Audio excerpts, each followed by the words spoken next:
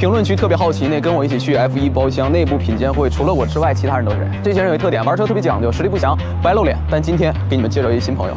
嗨 ，Steven， 好久不见，好久不见。身后这栋楼是他的九牧王的少东家林子缓。这牌楼创始人小时候是一个村民，没想到长大后又是邻居。我们每天最纠结就是穿什么，对吧？更纠结的其实是他，因为他自己家有一服装企业。所以我们今天就走进创二代的一天，感受一下，如果说九牧王是你家的，这个爽文剧情是什么样的？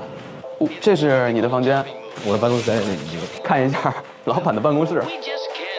这就是整个办公室的大小，2排1架。这挂的是自己家衣服吗？还是别人家衣服？自己家的，全部都自己家的。书架一般都是自己的爱好的一些证明。这里赛车头盔，然后这下面这个小车模，奔驰的 AMG 的 SLS 是现在开的路虎揽胜。对，在英国留学的时候呢，捷豹。对，确定没有 Hypercar？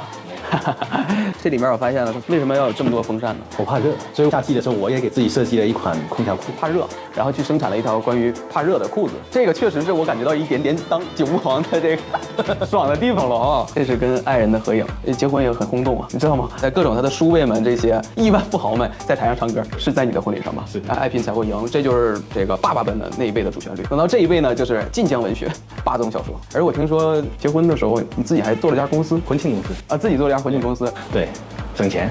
刚才很精彩的一句话你没录到，婚庆公司买花了多少钱，省了多少钱？说一点。买了60万，婚庆婚礼省了500-600万。从厦门这地方，咱们接下来要去一趟工厂，这就是每天 Steven 他的出行方式。那咱们今天做这个，上车。上次看 F1，七温送了我一条保密的新品空调裤，带你用老板的身份看看一条裤子是怎么做出来的。那你也上车副驾，好吧？来。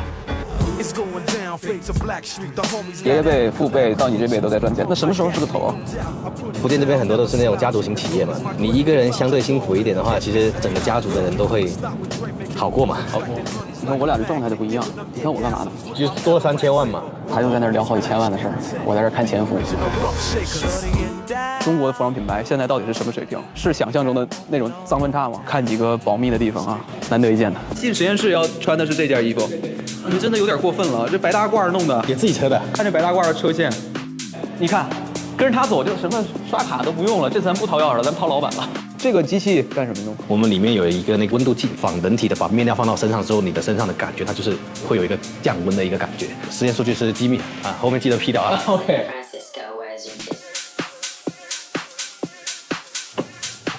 这后面有个把子的，所以来之前你感觉说哦，我就是个卖裤子的，来完之后感觉哦，还是有一点技术含量的吧。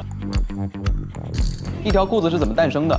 接下来我们的这个任务就是了解一下怎么做一条裤子，看我有没有机会干一副业。第一步是制版，是这个。对，制版、剪裁、定位、缝合、开眼、钉扣，然后最后是那个去做我们的熨烫跟我们的自检。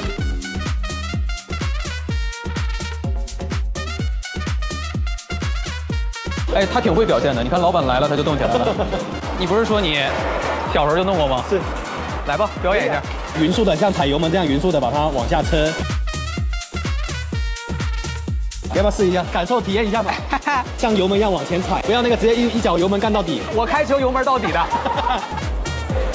完了，这条裤子是废了。看这条线了吗？这是我人生缝的第一条裤子。这个机器我觉得是带着年代感的，看它写着的可是九牧王的 logo。面料它有弹性嘛，这个是我们当时自己开发的一款，它能更加的确保做出来的时候是更加的直、更加的顺。那么也是我们自己的专利的机器。市面上可能能买到的很多是符合国标、欧标的，但是如果企业标准要更高的话，包括车企就会开始自己造这种工具。最有意思的是，七温送我的空调裤灵感其实来自于我们都喜欢的赛车运动。就是你们看到那些 F1赛车手的内衣是这样的，他们里面会有风冷、液冷这些来为它降温。所以你看到它这些的编织里面，它有一些那种风路，能让风穿过去，它会更加容易的干爽透气。纤维啊，只有头发丝的1/8。这个面料跟其他的差别是在什么？化纤做在表面上，来去保障它的隔热也好啊，防泼水也好啊，防晒也好啊。背面你看到这个蓝色的这一层呢，是棉，亲肤性会更好，而且不会闷热。简单总结就是，这裤子外边你可以理解为是我们熟悉的那种化纤，里面这一层它是更多的棉线给你接触，通过特殊的织法让你保证轻薄，亲肤的地方是舒服的。那等于我这个裤子也是半手工的。除了织布是自动的以外，裁片也是半手工的，到车缝基本上纯手工的了。你这纯 hypercar 的制造工艺啊！对，那我比较好奇，九牧王卖到过最贵的一条裤子多少钱？最贵的裤子不敢说，但是最有感情的裤子肯定是这一些巴黎时装周、米兰时装周这种设计，因为它是把中国的文化跟我们本身的服装的产业所结合，然后走到国际上面去的。当年创业那12台缝纫机选择做裤子，单纯是因为那时候就是条件不太好嘛，就是要创业就要搞钱，是。就这么简单。其实这是老天爷不赏饭吃的一个地儿，就得靠自己，所以叫爱拼才会赢。是我们看到的一切跟我们脑海里的爽文都不一样，跟我们理解的二代也不一样。我想说，中国的这个创二代太关键了，我们的品牌能不能有一天做到那样？